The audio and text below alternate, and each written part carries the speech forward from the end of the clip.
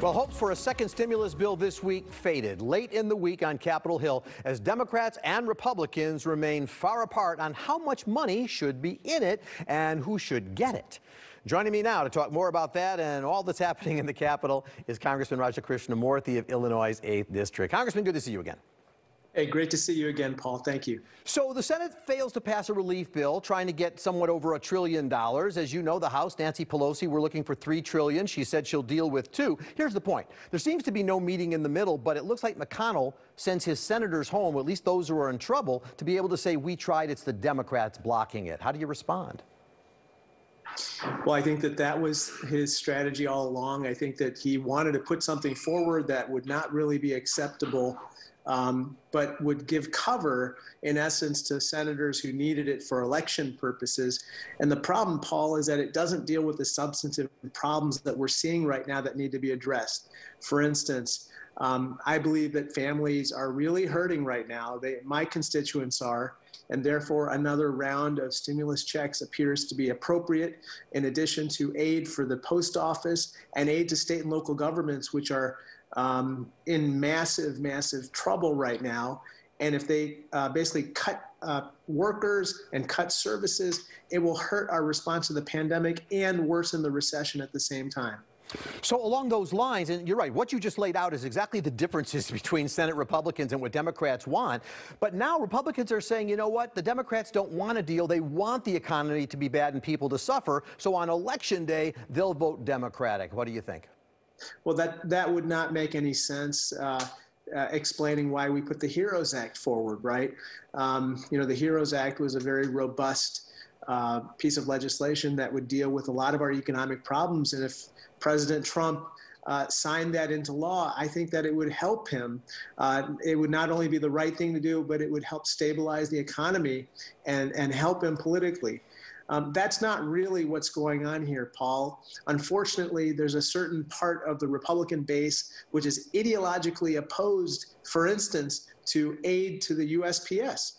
The Postal Service needs assistance right now. We especially need to make sure the mail arrives on time as we approach election season, when so many mail-in ballots are about to be sent, a record number because of the COVID pandemic. I want to follow up on that, because when Postmaster General DeJoy said, all right, he'll stop taking away post office boxes and sorting machines, but then when asked clearly by your colleagues, will you replace the ones you've taken out, he said no, emphatically.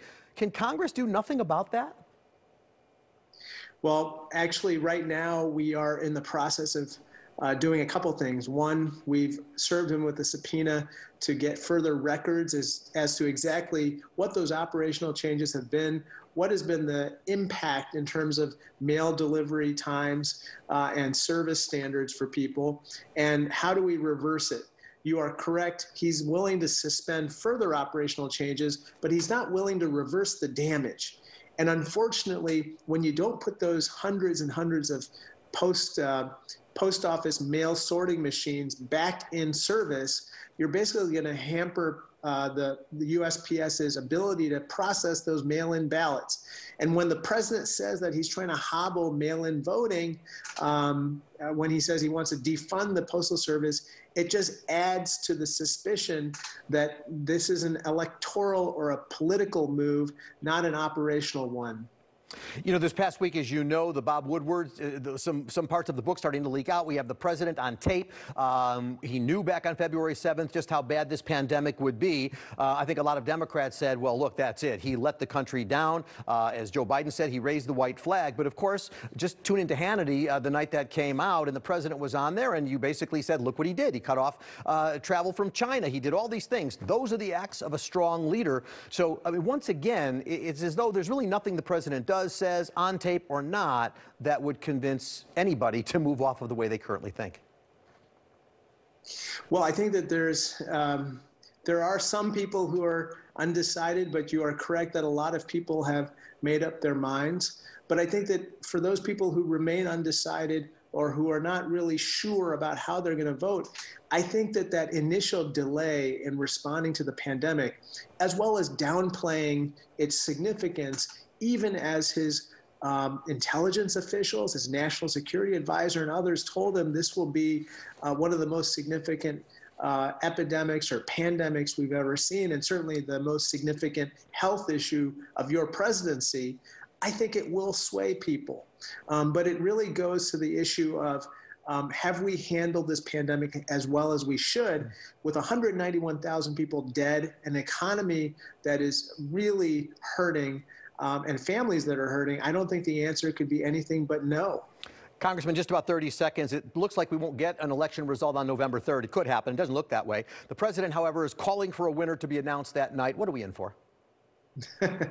Well, of course, the president can't call for the winner.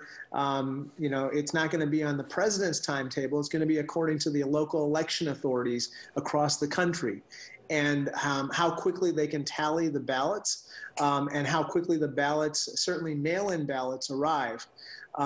I think that it's going to take several days to tabulate the vote. Yeah. That's what happens when you have massive mail-in voting. Right.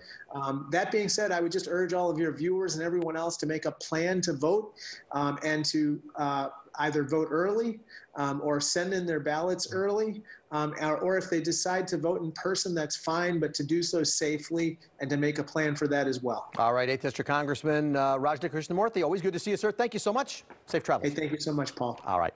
There's a constitutional amendment on the ballot in Illinois this November. Next, we're talking about the multi-million-dollar fight over a graduated income tax in our state. Stay with us.